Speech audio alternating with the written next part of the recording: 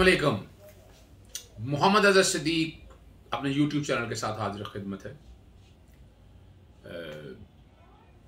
धमाका खेज चीज़ें चल रही हैं, जहाँ सेनेट का इलेक्शन चल रहा है।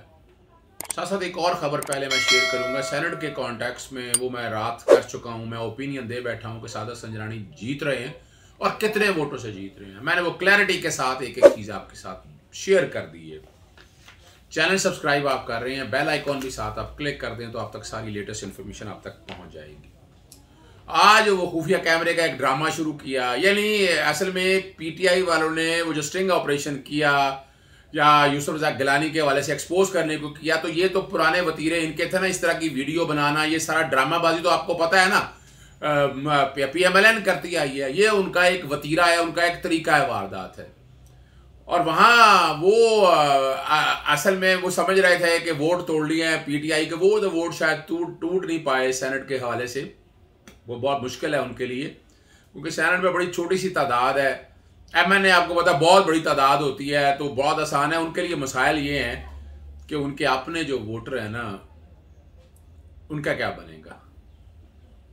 तो ये बात शेख रशीद साहब ने भी क्लियर कर दी है। कैमरे पहले के लगे हुए, अब आप अंदाजा लगाएं ये कोई जरूरी चीज है।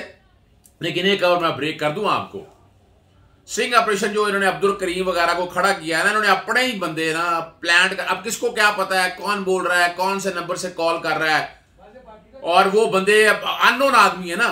अब अननोन आदमी का व्हाट्सएप पे नंबर करके जिसका मर्जी नाम डाल दें, आप नाम डाल के आप कॉल करें, और वो कोई इलेक्शन हारते हैं तो शायद वो वीडियो को प्ले करने जाएंगे रात शाम में। मैं आपको ब्रेकिंग दे रहा हूं, जो शाम में को प्ले करने की बात करेंगे, वही फेक वीडियोस वगैरह और वो सारी इंफॉर्मेशन सारी।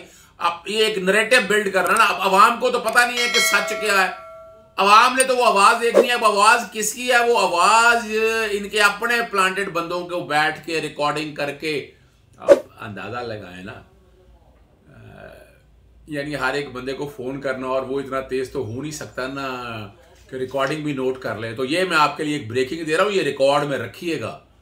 इन्होंने शाम में ये इलेक्शन हार चुके हैं, इन्होंने शाम में ये काम करना है। इन्होंने एस्टैब्लिशमेंट पे, एजेंसियों पे ये कोशिश करनी है, ये चीखे मारते फिर रहे हैं उनकी मदद के लिए आए। अब मदद के लिए नहीं है, एस्टैब्लिशमेंट न्यूट्रल काम कर रही है अपना, और जो चाह रही है कि मेरिट और ये सारी चीजें सारी रिकॉर्ड के ऊपर आए।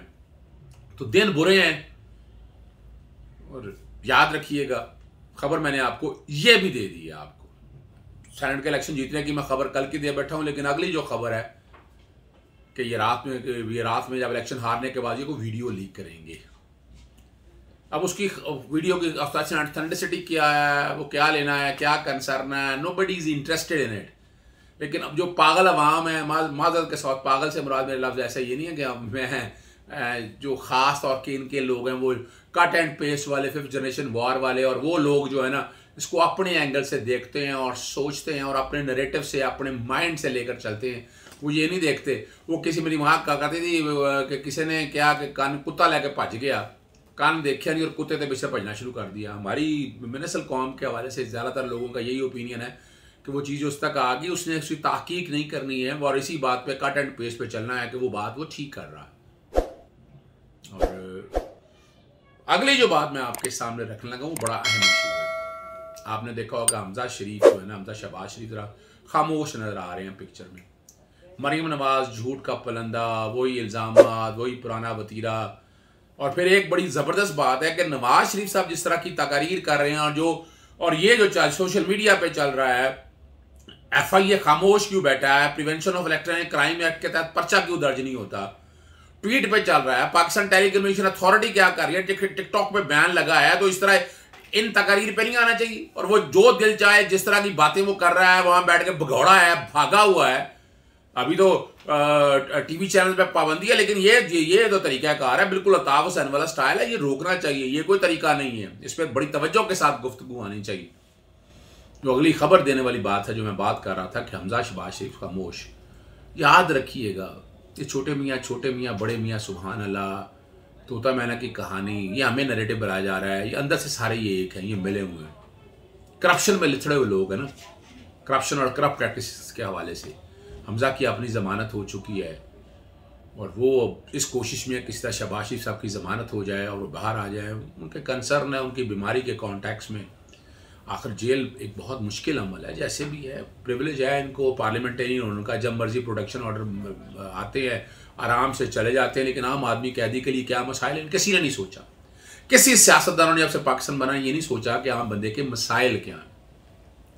तो अब एहसास हो रहा है और वो कोशिश कर रहे हैं अंदर से। हमजा बिल्कुल नरेटिव बड़ा मुश्किल है बदलने के लिए। वो नवाज शरीफ के उन्हें पता है कि इसमें चांसेस है बचने के कॉन्टेक्स्ट में। कल करप्शन और करप्ट प्रैक्टिस में कौन बचाएगा उनको? एनआरओ तो मिलने नहीं लगा, इमरान खान तो एनआरओ देने नहीं लगा। इमरान खान ने तो ये बात क्लैरिटी के साथ कह दी है।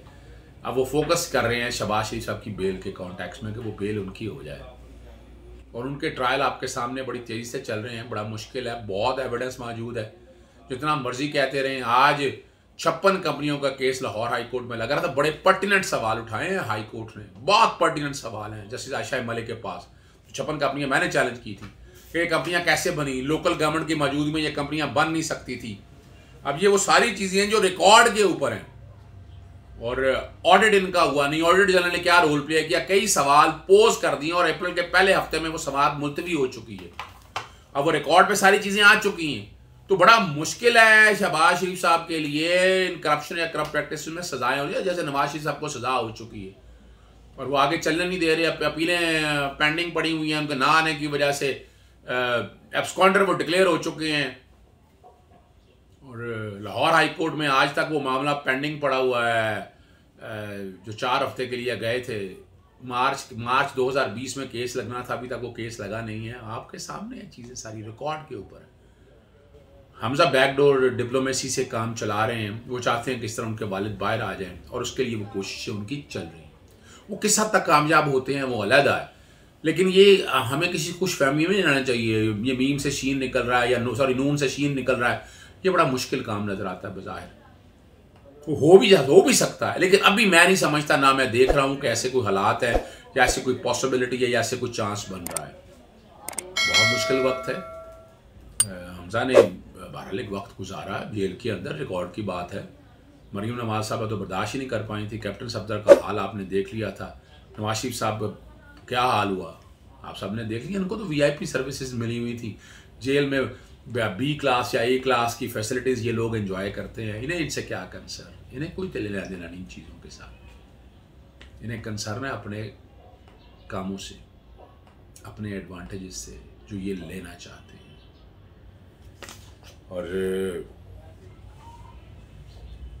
क्या करने जा रहे हैं या क्या हो रहा है, शहबाज शरीफ साहब की बेल के लिए हमजा शरीफ कोशिश करेंगे हर तरह से, किसी न किसी तरह से बेल में लेकर उनको बाहर आ जाए और उनका कोई एक्टिव रोल पॉलिटिक्स में आ जाए।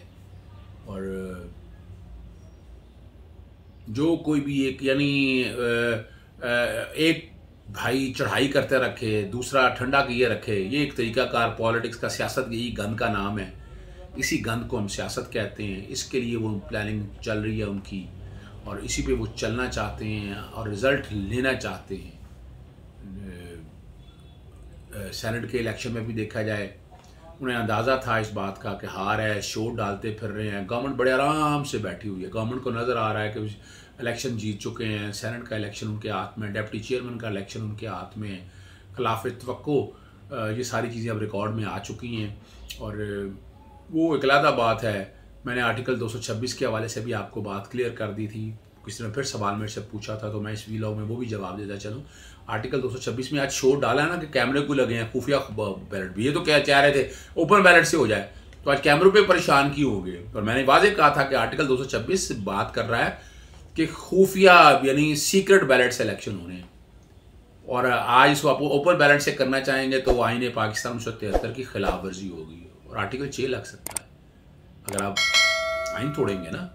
अगर आप ओपन बैलेट से करवाएंगे तो वो कई जुगाटे लगाते हैं ना, कई साफ़ी और सो कॉल्ड साफ़ी अपने को कहलाते हैं। अब सियासत के पैरामीटर्स में मुझे तो नहीं पता, लेकिन आप एवरीबडी नोज, लोग जिक्र करते हैं कि वो क्या होना है क्या नहीं होना है आपके सामने। वो अलग बात है, इन लोगों ने, ये सियासतदानों ने वो चार्टर ऑफ डेमोक्रेसी की धज्जियाँ बगैर दी। शिक नंबर 23 में जो कहा था open and identifiable vote, show off hand की बातें तक की हुई थी। फिर वो जो कोशिशें कर रहे थे कि किसी ना किसी तरह से ये ट्रेसेबल वोट हो सके, वो भी ज़ाया कर दिया। सुप्रीम कोर्ट की इतनी लंबी हेयरिंग का कोई असर नहीं हुआ, इलेक्शन कमीशन तौहीन अदालत करता रहा, ये सारे खामोश बैठे रहे, कोई उठ के आगे नहीं आया। थम अप करते हुए बात को इजाज़त चाहूँगा। 3 अहम इशू हैं आपके सामने रखती हैं। साजिद संजरानी जीत रहे हैं और ये कोशिश करेंगे इलेक्शन हारने के बाद वो जो सो कॉल्ड इन्होंने ऑडियो कॉल की रिकॉर्डिंग की है, वो रिकॉर्डिंग प्ले करने की कोशिश करेंगे। वो ज़हन में रख लीजिएगा, वो इनके अपने ही बंदे हैं, वही तय किए हुए हैं, उसकी इंक्वायरी या इन्वेस्टिगेशन में ये खुद मारे जाएंगे। तीसरा मामला है कि हमज़ा और शहबाज शरीफ या हमज़ा नवाज शरीफ, ये सारे एक ही पेज पे। आवाम को इनसे बेवकूफ़ नहीं बनना चाहिए, बेहतरी की उम्मीद नहीं रखनी चाहिए। इजाज़त दीजिएगा। अस्सलाम वालेकुम।